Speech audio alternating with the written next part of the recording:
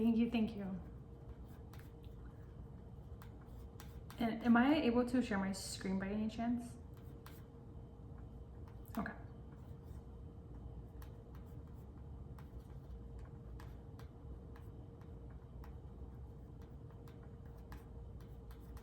Okay, perfect. Sorry, let me go ahead and share.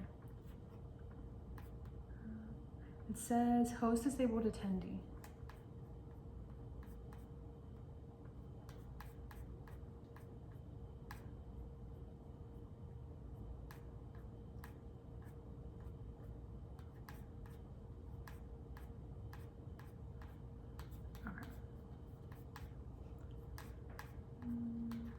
Well, thank you guys so much for having me. When Julia reached out to me, I was super excited because I have gotten a chance to work with Julia and Hernán before, and I love the work that they're doing. And I know sometimes, especially in this space, it's definitely not easy.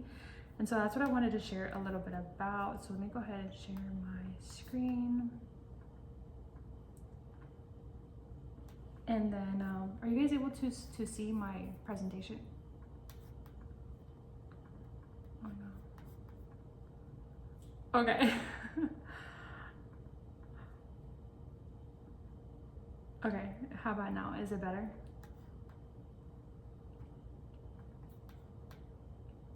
Okay, let me move this one. I see you. There we go. Okay, there we go. So much better. No, but thank you guys so much for having me. Like I mentioned before, for me it was really important to be here to share a little bit more about my story and how to own your story, because I think for me a lot growing up I had to navigate learning how to own my story. So just a little bit of background of you know, where I was raised and where I came from. So I was raised in Ohio, and when I say I was raised in Ohio, I was raised like in a very like white, predominantly white suburban neighborhood. So I always ask my parents, like, you know, like, out of all the states, why did you move us there? Still till this day don't know, but they have relatives there, so I understand. And so for me growing up, a lot of the times I had to learn how to own my story, because a lot of the times, you know, especially in rooms, I would question myself, or I would question just cultural norms. And so my earliest experience of that is I remember just, you know, going to the lunch cafeteria or something like that, and people just asking me like, oh, what did you pack for lunch today? And it was all like all those cultural differences of like me being always the different one. And so, can you guys see my screen? Because I can't see myself on the Zoom, so.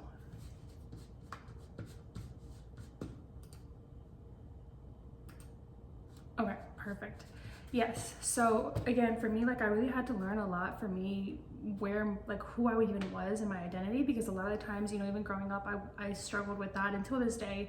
It's something that I'm continuing to own now. And so it's so funny, because every time that I'm making content, I just remember, you know, growing up and always thinking, well, do I share my Mexican side today, or do I share my American side today? And so for me, it was always constantly like that, you know, just navigating and learning how to, you know, be in a world where it was constantly, when I go to school, I'm viewed as this way, but when I go home, you know, something my dad would always tell us too was, en la casa se habla español. Like, you know, he always tried to teach us to keep our language and keep our cultura and staying true to who we are, because, you know, something that I remember he would always tell us is like, just remember that you're not like them, like, no eres como ellos. And it was so true, because, you know, we had to, not to say that we had to act differently, but I think even a lot of the times as a brown Latina, you do have to work a little bit harder, because I saw that experience. My sister was, so just to give you guys a little bit of background, my sister is light skinned like my dad, and so I was brown. And so it was, looking back, like we always say, it's so funny how people always like ask us like,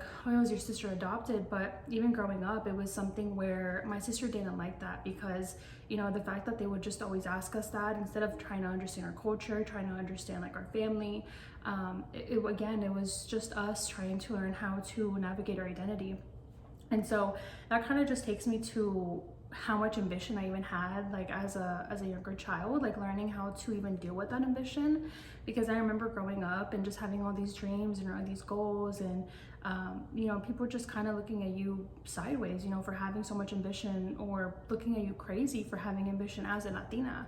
And so I never really understood that. As I'm getting older now, that leadership to me really does look like staying true to who you are in yourself. So I think for me, that was something that I had to navigate as I grew up a lot, because for me, not to blame it on my zodiac, but I'm a huge believer in horoscopes, and I always say, like, I'm a Pisces, I'm very emotional, I'm very in tune with my emotions. That to me, it's like everything that I did in life, it has to have meaning, it has to have purpose, it has to have intention. And so even growing up, I remember not really having the best leaders to look up to, and so that was something that I struggled, and I'm now just learning at 20 years old, is what does it even mean to be a leader? What does it even be to be a good leader in your community? Because I feel like for so long I didn't realize that, yes, I had influences in my life, but I never really saw a good definition of a leader. And I can say that my parents, you know, raised me to be, they educated me and they passed on the tools and the resources that they had, and they raised me the best way possible.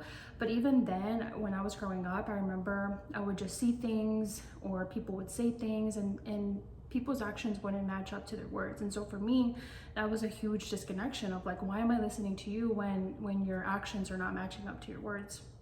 And so now that I'm getting older, I realize that even as a leader, you don't have to have your whole life figured out. I think a lot of people think like, to be a good leader, you have to be perfect, or you have to have every single thing in your life figured out. And so that's something that I'm constantly sharing with my audience on social media, just because I am in this industry, in this space, that a lot of the times when you're growing a business, you don't have everything you figured out. You kind of just learn it as you go.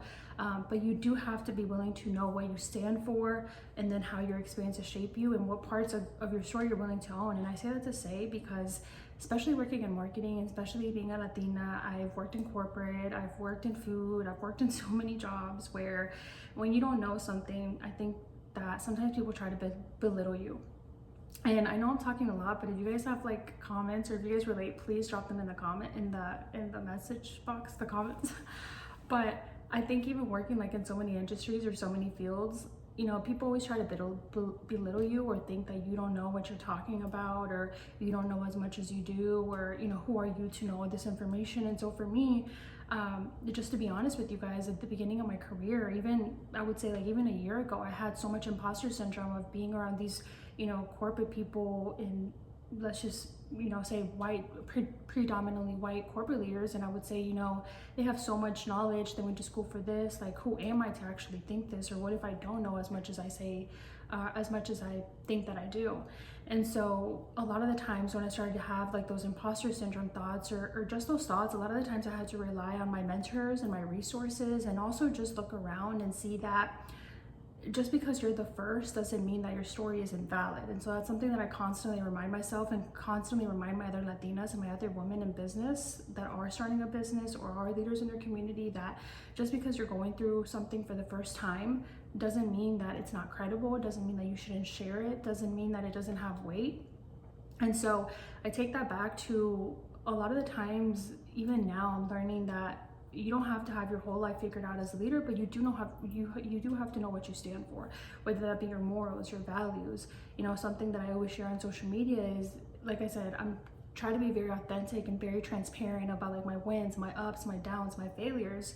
And also don't be afraid to use your experiences that have shaped you as a leader. I think a lot of the times, even in leaders in our communities, we think like, again, who are we to share this information? Like, who am I to be a leader? Because I'm not at the perfect weight. I'm not at the perfect stage of my business. I don't have my life figured out. But a lot of the times, those failures are what helps you become a better leader, whether that be in your business, whether that be in your family, whether that be in your communities.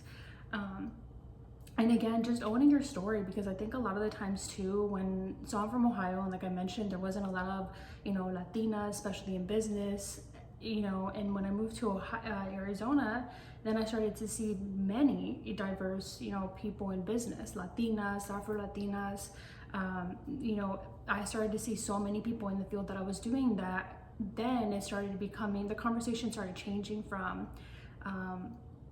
like like we're learning from you, to you shouldn't share that much. And so I started getting this a couple years ago, where people I started working with said, you know, you're sharing too much, or like, not every Hispanic person has has gone through that, has gone through trauma in their life. And I agree, not every Hispanic has gone through trauma in their life, but that also shouldn't stop you from sharing it. And so I say that to say that a lot of the times, even when I was sharing my story, I started getting in my head, because then I would ask myself, well, am I sharing too much? Am I being too emotional? And so I had to break from who I thought I had to be to who I want to become, even in my life right now. And so I say that to say that being first gen, like, I had to figure a lot of things out without a roadmap, and I'm still trying to figure everything. But sometimes you're not going to do everything right, you know, even picking a major, even to like the right job or the right path, like you're not going to do everything right, but you learn as you go. And another thing that I also wanted to mention is not absorbing other people's definition of success, because I think even now at 28 years old, I'm starting to realize what success means for me. And so a lot of the times growing up, you know, you see success portrayed on TV as such as like the cars and the money and, you know, like the fancy vacations, and that's amazing, don't get me wrong, but I think that as you get older, you start to realize, like, what does success really mean for you? Whether that means, you know, taking care of your daughter, whether that means taking care of your family, whether that means, you know, being able to pay your bills. And so you really have to ask yourself, like, where do you want to go, and what does success look like for you? I'm gonna keep going because I'm gonna get off tangent, but again, I feel like I started to become a better leader when I stopped trying to make my life go according to a certain plan. Even me a year ago, I was so hard on myself, and I was like, oh, I should be further, I should be here, I should be there. And I don't realize a lot of the times as Latinas and as first gen, like, we're going through things for the first time in our life. And so I even have to remember that with my own parents. You know, a lot of the times in the past, let me make this bigger for you guys. Oops.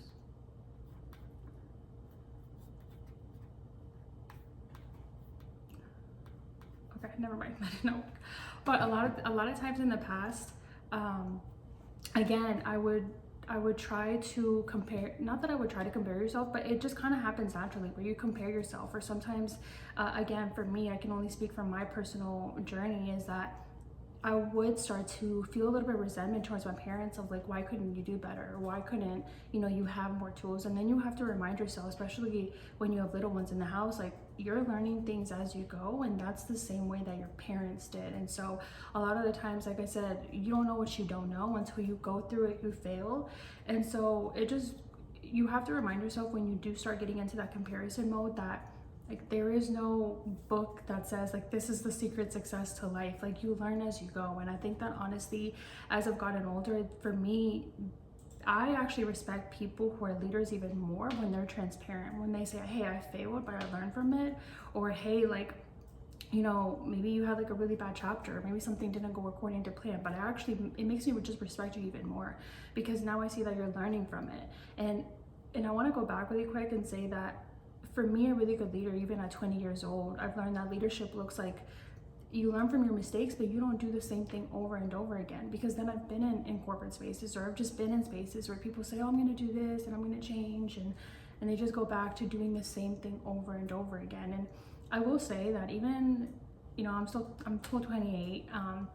And sometimes I feel like we're in that weird stage where it's like you're young, but then you're getting older. But I feel like when I was younger, I was very naive in terms of I would always want to see the best out of people. I would always want to see the best out of every situation. I would always want to, you know, I always thought that people viewed the world the way I did. And so for me, that was something that I had to also unlearn.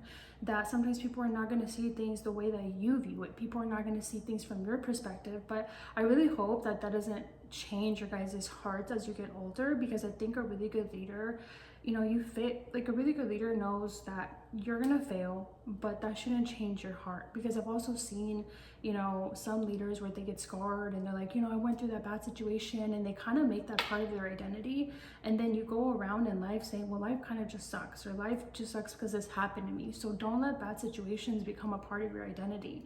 And I think that's the most important lesson that I do want to share with you guys, because even when I have failed in my business, I've gone through some of those seasons where I fail and I get in my head, and then it almost becomes a part of me or a part of my identity. And then for the next 3 months, it's like a domino effect. I don't know if you guys have ever seen that. It's like when you start to think one negative thing, and then another negative thing happens, and then another negative thing happens. And then before you know it, you're like, dang, like it's been 6 months of bad things, because you got into that identity and you let that kind of like stop you. And so even me going through that, you know, right now in that season of growing pains, you have to realize that sometimes we think like we think that a setback is us failing, but sometimes a setback is really like God protecting you from something that he didn't want you to go through. Or sometimes, you know, I'm very much in my faith, and so I always say like everything happens for a reason, and sometimes God is trying to protect you for something that you shouldn't even be a part of any longer. And so it just goes back to what I mentioned in the beginning, is that you have to stick with your values and morals, because I will say that, you know, the more as you get older, the more that you start to put good out in the world, you're going to attract what you get back, but you're also going to be a part of bigger opportunities, right? And you have to be very, very selective with the opportunities that you take, the jobs that you take, who you work for.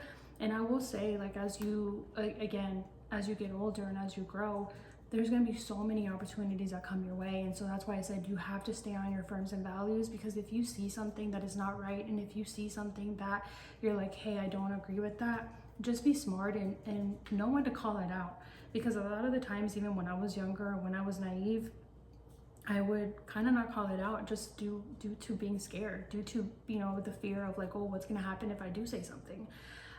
And again, I don't think it helped, because I was the oldest in my family, and I was the oldest out of 4. So a lot of the times for me, it was kind of just, you know, follow orders, do what you're told. And so that was something that I even had to unlearn as you get older, that, you know, again, I feel like you become a really good leader when you go through trial and error, but at the same time, you have to follow, you know, it's so cheesy, but a lot of people that I've see be really good leaders now, it's almost like you have to follow like the beat of your own drum. And I know it's harder said than done, but a lot of the times, like I said, we're going through first things. We're going through first, you know, we're graduating from college for the first time, we're being in this career for the first time, we're breaking, you know, whatever curse it is for the first time. And so I just lost my train of thought. But I want to go back to say that but yeah, anyways, mistakes are going to happen. So don't let that set you back and feel like you're not a good leader. Because even now, for me, when people call me a leader, like, to me, the title still sounds weird, because I'm like, me, a leader? Like, I can't be. But at the same time, I forget that now that I do have a platform, and it's not just about social media, but even look at the people around you and your family. Look at the people around you, your cousins, your primos, like your friends. Like, they're looking up to you in some kind of way. And it kind of surprises me, because sometimes I will have close friends that tell me, you know, they kind of ask me questions, and they're like, oh, how do you do this, or how do you do that? And I don't realize, again, that sometimes you, by just following the beat of your own drum, like, you're doing things that people are looking up to. And I know it's not easy, but it's just to say that I feel like fear never goes away. You kind of just have to face it head on and say, at the end of the day, like, you have to follow your values, you have to follow your morals. And I feel like when you follow your purpose, it just leads you in the right places. And that's why I said, I know that that's easier said than done, especially when money is involved, but I highly, highly encourage you guys, even as a really good leader, or as really good leaders that I've seen in my space, is that I am an entrepreneur. So one of the things that I will always encourage you guys is to have multiple incomes as you get older. It's the most important lesson that I've had to learn, is that, let's just say that you're working with a company and you're like, hey, something just doesn't align with my morals and my values. Like, that's the beauty of being an entrepreneur and having multiple incomes, is that you don't have to, you know, stay with that company if they don't align with your morals and values. And that's why I said, I know it's sometimes harder said than done, but it's just something to keep in the back of your mind, is that, you know, just be careful who you even do business with, who you even have conversations with. And so I'm getting off topic, but another thing that I wanted to share was, again, just a lot of things that I had to learn. A lot of the times when I got into the room, I feel like I had to prove myself, kind of, or prove myself that I was worthy of being there.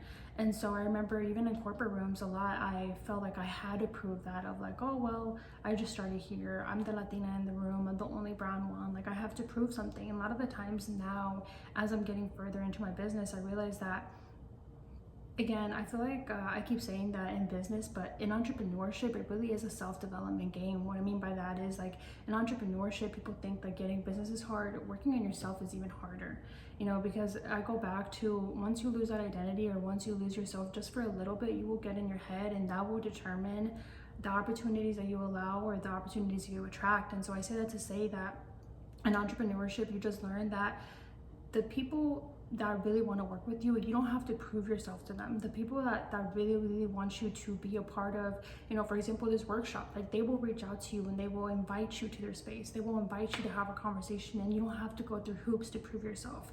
You know, I was blessed enough that Hernan allowed me to volunteer with him for a little bit last year, but it's not like he told me, hey, I need you to send this and this because I need you to prove yourself. He just respected the value that I brought to the organization, and he said, okay, I want to work with you.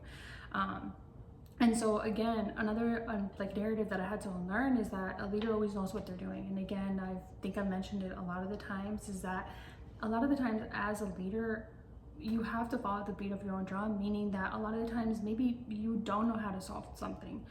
Maybe you've never had to deal with that obstacle before, but as a leader, you're gonna figure it out as you go. And it just goes back to entrepreneurship, that you figure things out as you go. And it's the same thing in life, you know. Sometimes there's challenges that come up, sometimes there's obstacles that come up, and I always say that, you know, really good leaders just know how to solve problems. And I'm starting to realize that more and more in my own life. It's like, if you can't solve the little problems in your life, then how can you solve bigger problems for other people, other organizations, other communities? And so I have to remind myself of that a lot, you know, because, you know, even with the smallest things, sometimes I won't even charge my phone, and then the next day I get mad at myself for not charging my phone when I knew I had this event and this call and this call, and I'm like, okay, whose fault was it? It was me. So it's just little things like that that I want you guys to see, that sometimes we think that, oh, being a really good leader means we have to do this on a global scale for our communities. And yes, I think that's amazing, but also give yourself a little bit more credit if you're starting to you know, fix some of your habits, because it starts with the smallest habits. And so another one that I really had to unlearn was needing everyone to understand or approve of me. I feel like as an oldest Latina, or just, you know, being the oldest of four, something that I was always taught was, you know, pero que va a decir la gente, or like, what are other people gonna say? And it's that constant need of always trying to, like, almost I said, like, not get anybody else mad, or just people please.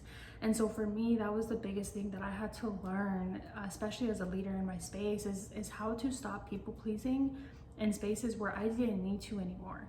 And so it's not easy, but for me, that looks like, you know, sometimes putting more boundaries, or sometimes saying no, or sometimes saying, you know, it's okay if people misunderstand me. In this season, I have to do this for my family, or I have to be disciplined for this, to get this goal done. And so I say that to say, even in your own communities, you know, I say this a lot. I see this a lot within politics, where it's like some Latinos are for this candidate, or some Latinos are for this candidate. At the end of the day, not everyone's gonna like your choice, but you do have to stand firm on your opinions and your choices. And so again, with anything in your life, whether that be friendships, whether that be family, whether that be school, you just have to know and understand, especially as an entrepreneur that shares a lot on social media, that not everyone is going to like your opinion, and that is okay. But that's also what makes you the leader that you are, because you're going to attract those other people that have the same values as you as a leader. And again, another one that I had to really unlearn was that being professional means that you have to hide certain parts of yourself. And I face this a lot, especially in corporate. I worked a lot in corporate, and so even last year, working as a contractor with the corporate company, a lot of the times for them, you know, they didn't want to share too much because, you know, for whatever reason, they wanted to keep it professional.